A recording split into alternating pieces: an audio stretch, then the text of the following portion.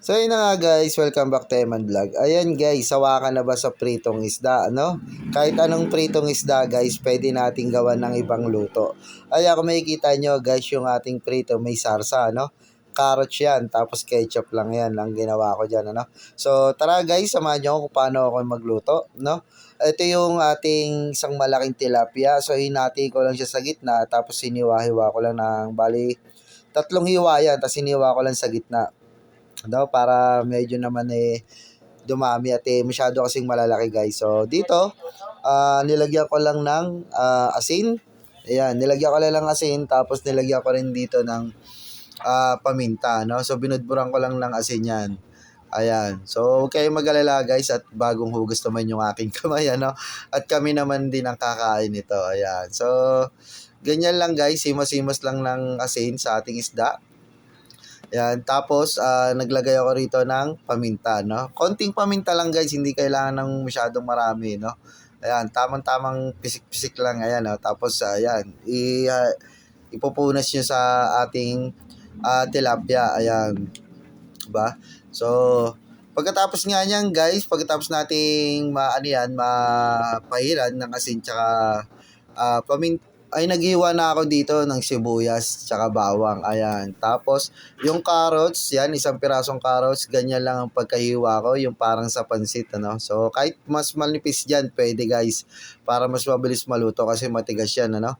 Ayan. So, masyado nang common yan guys, yung bawang sibuyas, kahit di ko na pinakita, ano.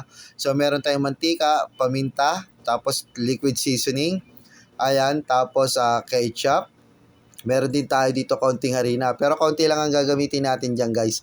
Tapos asin. Ayan. So meron tayong asin guys, no? Ayan. So yan lang yung rekado natin. Napakasimple lang yan at mabilis lang lutuin yan. Ayan.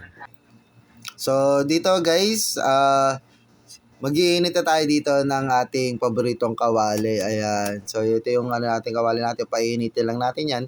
Tapos, lalagyan lang din natin yan ng mantika. Ayan. So, syempre, piprituin muna natin yung ating tilapia, no? Ayan, lilagay ko muna yung ating mantika. So, bali dalawang supot yan, no? Kasi medyo malaki-laki yung ating isda. Ayan. So, ito na nga guys, pag mainit na yung ating kawali, ayan. So, ilalagay na natin yung ating pritong isda. Ayan. So dito guys, medyo hindi kasi ito yung kawali natin ay hindi na ito non-stick, no? Hindi siya non-stick yung madudulas na kahit konting mantika lang ay hindi magdidikit yung ating isda, no? So kaya dito mamaya mapapansin niyo medyo nagdikit siya kasi nga hindi siya yung non-stick, 'di ba? So kailangan dito yung talagang maraming mantika para hindi dumikit yung ating isda, no? So dito nilaktawan ko na nga guys, ayan, at ito na yung ating last na pagprito. Kaya no, kung mapapansin nyo, may mga ibang dikit-dikit na balat. No? Yan yung sinasabi ko sa inyo na guys na hindi siya non-stick. Ayan. So, ayan no, medyo, ayan. Pero okay din naman yung ating prito, no? Medyo okay pa. Medyo nagdikit lang. Tapos, itong mantika guys, ay babawasan lang natin to, no? Dahil magigisa na tayo rito at masyadong marami tong mantika na to, no? Baka mag-iba naman yung lasa. Ayan, pero dito sa pinagamitan nating kawali is dyan din tayo maggigisa gawa ng pampalasa din. No? Pampalasa din yung mga nakadikit na yan. Ayan, so dito naglagay na nga ako ng bawang. Ayan, tapos medyo halu-haluin lang natin siya na medyo mag-brown-brown. Tapos lilagay ko na rito yung ating sibuyas. Ayan. So, gisa-gisa pa rin yan guys. Ayan. At pagkatapos nga niya, pag nagisa na at nangamoy na, ilalagay na natin tong hiniwa nating carrots. Ayan. Syempre, hindi natin nisasama yung tubig. Ano? Pinagbabaral lang natin yung kanina. Ayan. So, gigisayin lang natin siya ng matindi. No? Gigisayin lang natin siya ng gusto. Ayan. Para syempre, medyo bumawas yung tigas niya. No? At pagkatapos nga dito guys, ay maglalagay na tayo rito ng ketchup. Ayan. So dito papasin niyo yung ketchup na to guys, kaunti ito. Dahil ito yung yung napaggamitan na namin, ano. So sayang naman kaya nilagay ko na rin dito at nagdagdag ulit ako ng halos kalahati rin ng sachet. Yan. So dito guys, ayun, kung mapapansin niyo, ayun na siya, no. Hindi ko na napakita, no, kasi para hindi masyadong humaba. Ayan, tapos halo-halo lang ng kaunti. Ayan, at lalagyan na natin to ng liquid seasoning. Ayan. So diyan guys, konti lang no dahil malasa yan malasa yung liquid sauce seasoning natin.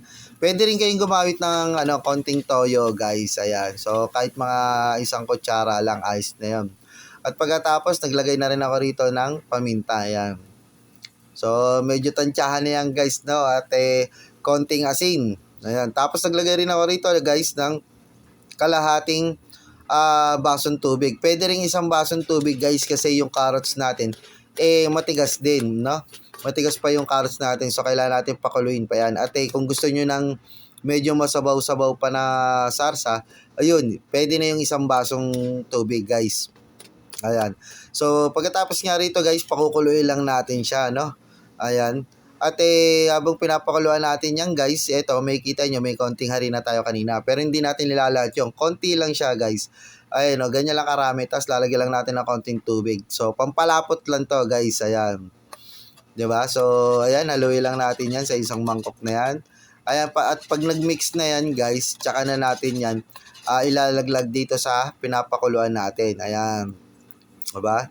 So ganyan lang siya guys. Napakakonti lang nun at sure naman na lalapot yung ating niluluto.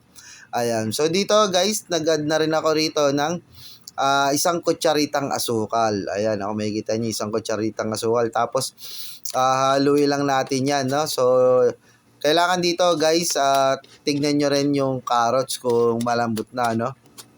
Dito hindi ayan, kung mapapansin niyo matigas pa ito, guys. Ayan, matigas pa yan kaya pakukuluin pa natin 'to ng gusto, guys, hanggang sa medyo lumapot yung ating sarsa, no? Ayan. So, dito guys, kung mapapansin nyo, medyo tuyo-tuyo na nga siya, no? So, pinas forward ko na at yung sakto na yung ating lapot ng ating sarsa, no? Dito ko na nilagay yung ating piniritong tilapia, ayan. So, yun nga guys, itong sarsa ko, saktuhan lang, yung parang pinakasawsawan lang ito ng ating ng ating tilapia, no? Ng ating pritong tilapia. Pero kung gusto niyo na medyo masarsa pa na masabaw-sabaw, yun nga yung sinasabi ko sa inyo na dagdagan nyo na kaunting tubig, kaunting tubig, adjust din kayo ng ketchup, no? Syempre mauna muna yung ketchup, adjust kayo ng kaunting ketchup, tapos tubig, isang basong tubig, yan. Parang magdadagdag lang kayo ng ganun ulit siya guys na para masarsa, no? Ayan, ito yung finished product natin. Ito guys sa akin medyo tamang sauce lang ng ating prito, no, na hindi siya nakakaumay din sa sarsa. Pero may carrot siya na kakaiba, no. So tara dito guys, ayan na, simulan na natin kumain. Ayan. At dito nga mapapansin niyo yung aking plato. Meron ako ditong chichirya, no? Ayan, no? So, para syempre, dagdag creatives din yan. Patata lang yan, guys, na chichirya. Tapos, meron ako ditong chicken feet na inadobo. So, may natira pa kasi kaya, syempre, sinama ko na.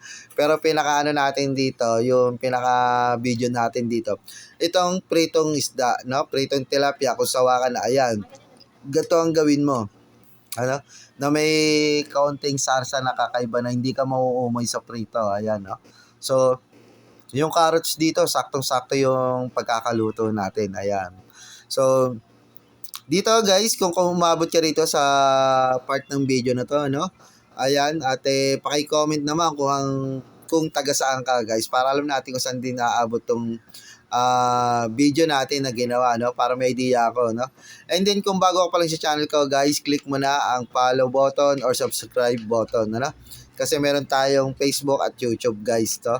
And then notification bell guys para update po kayo sa mga bago nating niluluto na budget meal at simpleng luto lang. Ayan.